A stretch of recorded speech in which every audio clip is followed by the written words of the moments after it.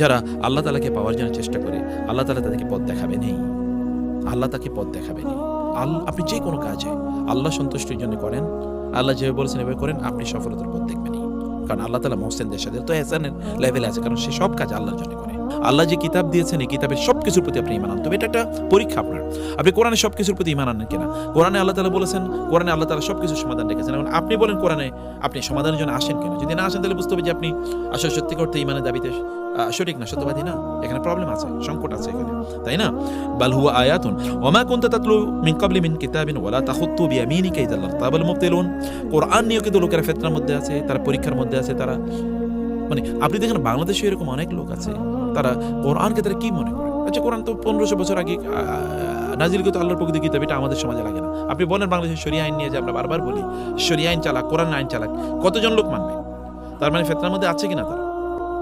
তারা তো ওই কার্ল মার্কসের অথবা লেনিনের অথবা ওই যে কি যেন এটাকে আব্রাহাম লিঙ্কনের গণতন্ত্র এবং অন্যদের সমাজতন্ত্র, অথবা ধরেন এখনকার American capitalism, economic capitalism, liberalism, এগুলো নিয়ে তারা চলবে, কিন্তু ওইটাও তাদের মধ্যে নাই। ওইটা নিয়ে তারা কোনোভাবেই তারা কাজ করবে। তার মানে এখানেও লোকরা ফিতনার মধ্যে আছে। বালহু আয়াতুম বায়্যিনাতুন ফি সুদুরিল্লাযিনা উতুল ইলমা। কোরআন হচ্ছে যাদের জ্ঞান আছে তাদের কাছে এটা একেবারে স্পষ্ট, তাদের অন্তরে আল্লাহ তাআলা কোরআনকে একেবারে প্রথিত করে দেন। ফলে কোরআনের জ্ঞান আপনাকে অর্জন করতে হবে। যদি আপনি কোরআন যদি চান যে কোরআন আপনার অন্তরে একেবারে গেঁথে আছে, তাহলে কোরআনের জ্ঞান অর্জন করতে হবে। কোরআনের বাইরে থাইকা এরপর আপনি কোরআনের মৌজা বুঝবেন, you will never do it. আজকে সকালবেলা আমার ফেসবুকের পোস্টটা আপনারা যদি না দেখে থাকেন তাহলে পড়বেন। তাহলে যে আমি বলেছি সকালে আপনারা কমপক্ষে মানে 10-15-20 মিনিট, আধা ঘন্টা কোরআন তেলাওয়াত শুনে তারপরে দিন শুরু করবেন। কোরআন তেলাওয়াত তো করবেন, তারপরে শুনবেন। যেমন আমি আজকেও শুনেছি, এবং আমি কার তেলাওয়াত শুনি এটা আমি বলেছি। এটা আপনারা করেন, তাইলে আপনারা কোরআনের মজা বুঝবেন, কোরআনের মজা বুঝবেন, মজা পাবেন আপনারা। এটা আপনাদের জন্য জরুরি, গুরুত্বপূর্ণ।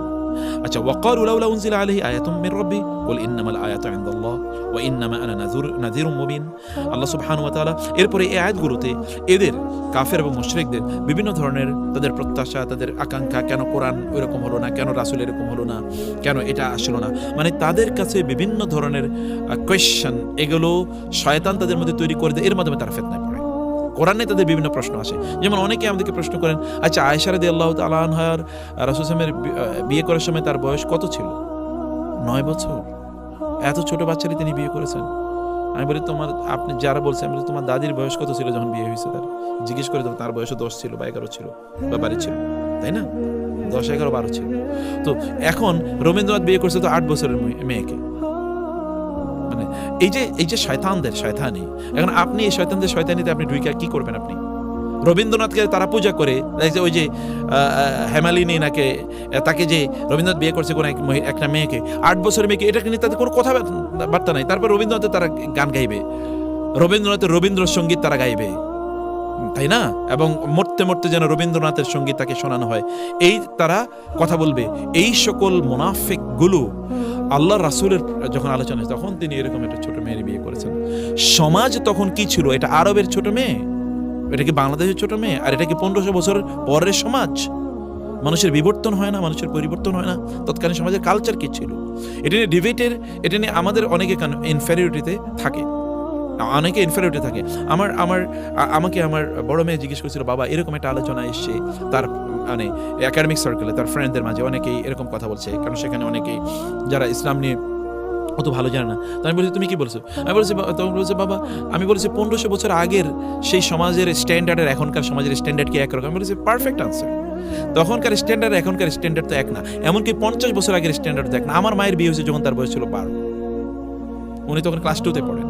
এখন আপনি ক্লাস 2-তে একটা মেয়ের বিয়ে দেন তো দেখি, তাই না?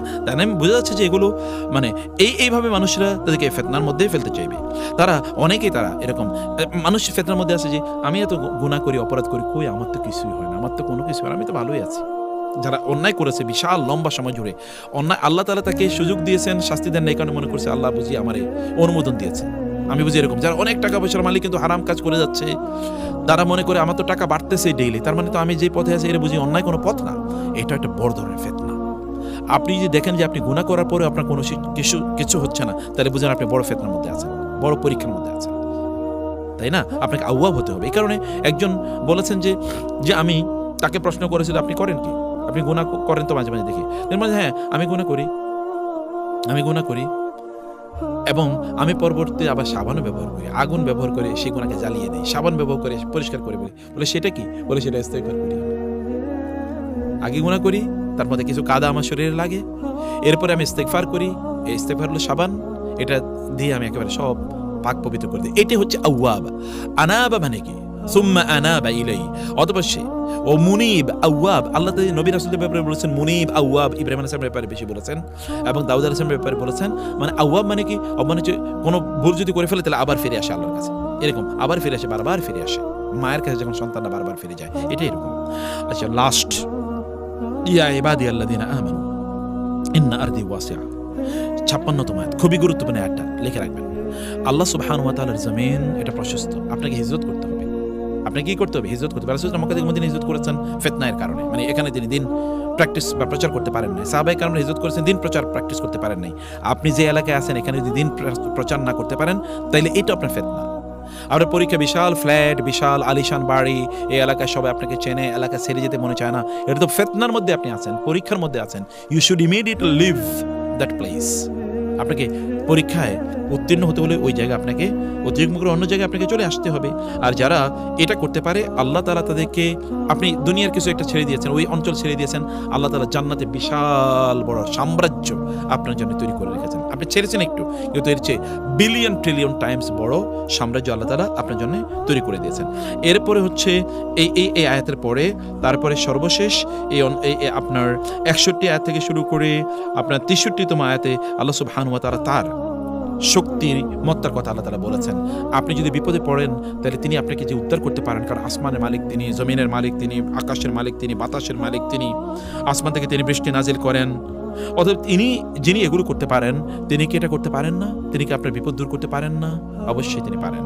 আচ্ছা, এবং শেষে 64 থেকে শুরু করে শেষ আয়াত পর্যন্ত, মানে 68তম আয়াতে আল্লাহ সুবহানাহু ওয়া তাআলা একজন মানুষের কথা বলেছেন। তারা দুনিয়াতে খেল তামাশা নিয়ে ব্যস্ত, কেবল আনন্দ ফুর্তি ইত্যাদি নিয়ে ব্যস্ত, এবং এই কারণে তারা ফিতনার মধ্যে, আনন্দ ফুর্তির ফিতনার মধ্যে আছে। যেমন বাঙালিরা ক্রিকেট ফিতনার মধ্যে আছে। বাঙালি ক্রিকেট খেলা হলে এরা পূজা করে ক্রিকেট খেলে, তাই না? এটা একটা ফিতনা।